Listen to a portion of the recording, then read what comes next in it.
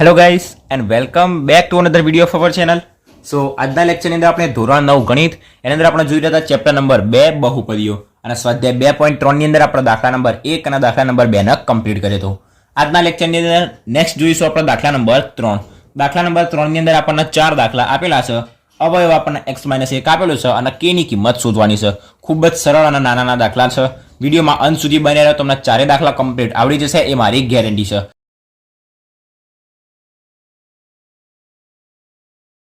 સો start કરીએ. પહેલા નંબરની અંદર એક વખત રકમ વાંચીએ અને સમજી લઈએ કે શું કરવાનું છે, પછી આપણે દાખલા સ્ટાર્ટ કરીએ ગણવાના.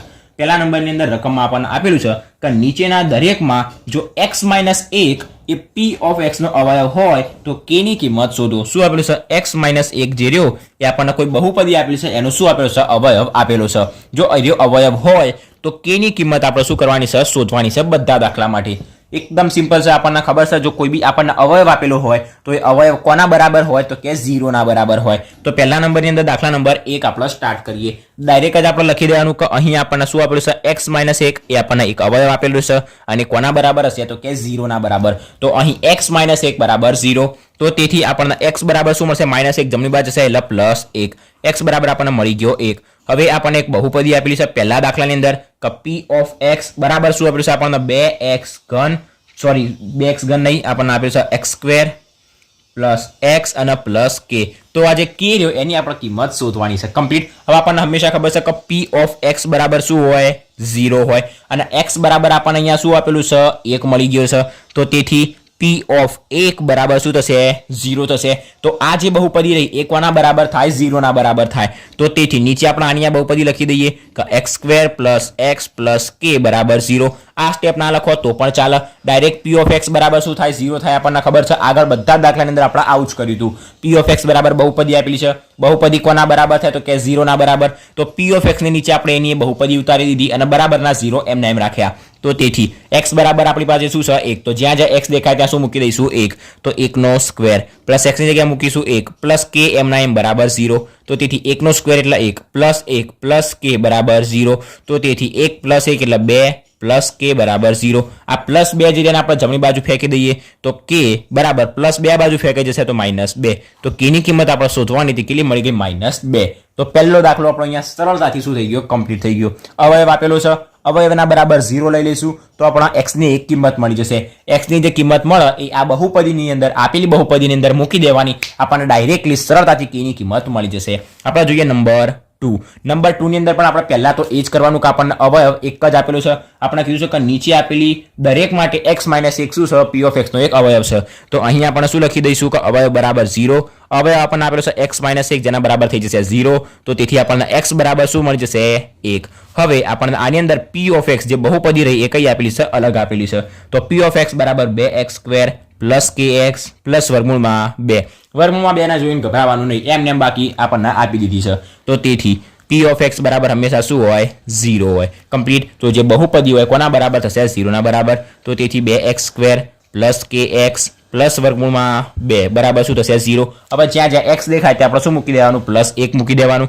તો 2 એમના એમ અહીંયા x² મતલબ શું થશે? 1² પ્લસ k એમના એમ x જગ્યાએ આપણે શું મૂકી દઈશું? અહીંયા 1. તો k ગુણ્યા 1 પ્લસ વર્ગમૂળમાં 2 બરાબર 0. તો તેથી 1² એટલે 1 ગુણ્યા 2 તો 2 એકા થશે 2 પ્લસ k ગુણ્યા 1 એટલે k અને પ્લસ વર્ગમૂળમાં 2 બરાબર 0. k ની કિંમત શોધવાની છે તો k ને એમને એમ પકડી રાખીએ, 2 ને આ બાજુ ફેંકી દઈએ, આ જે પ્લસ વર્ગમૂળ 2 જે રહે એને પણ આપણે આ બાજુ ફેંકી દઈએ. તો k બરાબર શું મળશે? +2 આ બાજુ જશે તો શું થશે? -2 થઈ જશે. પ્લસ વર્ગમૂળમાં 2 આ બાજુ જશે તો શું થઈ જશે? માઇનસ વર્ગમૂળમાં 2. તો k ની આપણને જે કિંમત શોધવાની હતી એ શું મળી ગઈ? -2 માઇનસ વર્ગમૂળમાં 2. હવે 2 ને વર્ગમૂળમાં 2 નો કોઈ મેળ ખાય નહીં, આપણે એને શું કરીશું? એમના એમ રાખી દઈશું. નંબર જોઈએ નેક્સ્ટ નંબર 3. અહીં આપણને અવયવ તો એનો જ આપેલો છે.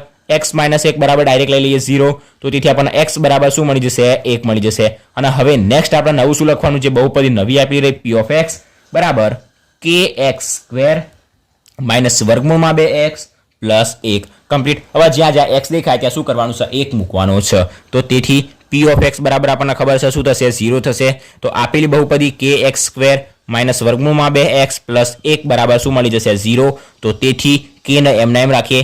એક્સનો સ્ક્વેર મતલબ એક્સની જગ્યાએ મૂકીશું 1 તો 1નો સ્ક્વેર માઇનસ વર્ગમૂળમાં 2 એક્સની જગ્યાએ મૂકીશું 1 પ્લસ 1 બરાબર 0 તો તેથી 1નો સ્ક્વેર એટલે 1 ગુણ્યા કે એટલે આપણને મળશે કે માઇનસ વર્ગમૂળમાં 2 ગુણ્યા 1 એટલે શું મળશે વર્ગમૂળમાં 2 અને પ્લસ 1 બરાબર 0 કમ્પ્લીટ આટલા સુધી. હવે આપણને શું મળ્યું એક વખત ફરીથી લખી દઈએ કે તેથી આપણને આગળ મળ્યું કે માઇનસ વર્ગમૂળમાં 2 પ્લસ 1 બરાબર 0 આવું આપણને મળ્યું. તો તેથી કે ની કિંમત શોધવાની છે તો કે ને કરતા બનાવી દઈએ. માઇનસ વર્ગમૂળમાં 2 જમણી બાજુ જશે તો પ્લસ વર્ગમૂળમાં 2 પ્લસ 1 જમણી બાજુ જશે તો શું થશે માઇનસ 1 તો આપણને કે શું મળી ગઈ કિંમત મળી ગઈ કમ્પ્લીટ. નેક્સ્ટ આપણે જોઈએ નંબર 4. નંબર 4 ની અંદર પહેલી તો પ્રોસેસ આપણે એ જ કરવાની તો અહીં આપણને એક અવયવ આપેલો છે x - 1 જે 0 ના બરાબર થશે તો x બરાબર આપણને મળી જશે 1 કમ્પ્લીટ. હવે આપણે શું કરીશું હવે આપણને એક બહુપદી આપેલી છે p of x બરાબર kx² માઇનસ 3x અને પ્લસ k કમ્પ્લીટ. અહીંયા આપણને કે બે વખત આપેલા છે તે ગભરાવાની કોઈ ચિંતા કરવાની જરૂર નહીં બરાબર. તો કે તેથી p of x બરાબર શું થશે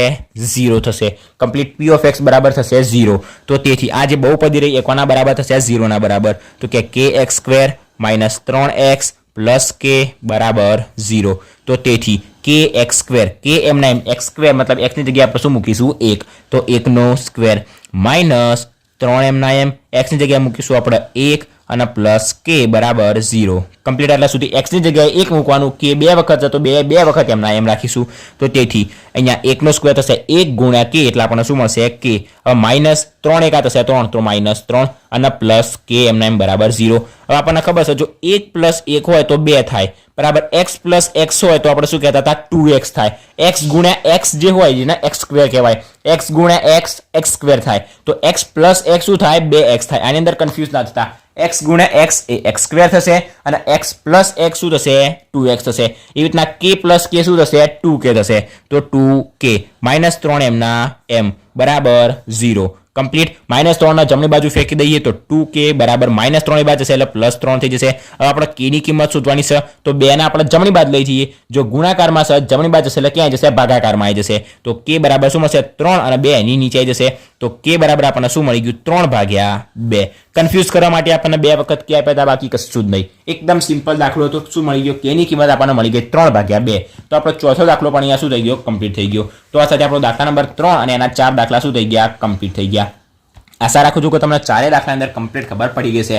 આની અંદર ડાઉટ હોય એવું તો કશું મને લાગતું નથી. છતાં પણ જો કોઈ બી ડાઉટ હોય તો બિંદાસ કમેન્ટ બોક્સમાં જણાવજો તમને હું તરત જ જવાબ આપી દઈશ. આની વાત નહીં કરતો તમને ક્યારે પણ કોઈ પણ ચેપ્ટરની અંદર કોઈ પણ દાખલાની અંદર ડાઉટ હોય તો બિંદાસ કમેન્ટ બોક્સમાં જણાવજો હું તમને તરત જ જવાબ આપી દઈશ બરાબર. સો આજના લેક્ચરમાં અહીંયા સુધી દાખલા નંબર 3 આપણો કમ્પ્લીટ થઈ ગયો અને નેક્સ્ટ લેક્ચરની અંદર આપણે દાખલા નંબર 4 જોઈશું અવયવ પાડવાવાળા બરાબર. આની અંદર કમ્પ્લીટ ખબર પડી હોય તો વિડીયોને લાઇક અને શેર જરૂરથી કરજો અને જો ચેનલ પર નવા હોય તો ચેનલને સબસ્ક્રાઇબ પણ જરૂરથી કરી દેજો. And thanks for watching guys.